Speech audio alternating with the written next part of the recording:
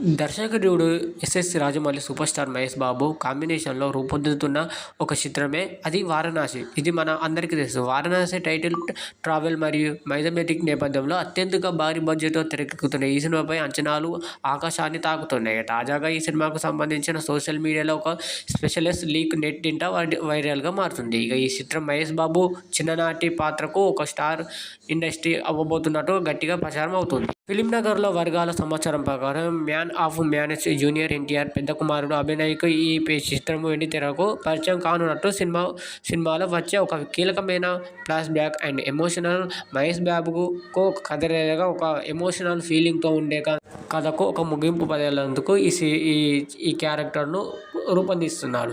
ఈ సినిమాకు సంబంధించిన అఫీషియల్గా ఇంకా ఏమీ అప్డేట్ రాలేదు. కానీ ఇది సోషల్ మీడియాలో చాలా హల్చల్ జరుగుతుంది. ఇది నిజమా కాదా అనేది మన రాజమౌళి అధికారికంగా ప్రకటన చేసేంత వరకు ఇది సస్పెన్స్గానే ఉంటుంది. కాగా ఈ సినిమా పనులు పోస్ట్ ప్రొడక్షన్ వరకు జరుగుతుంది.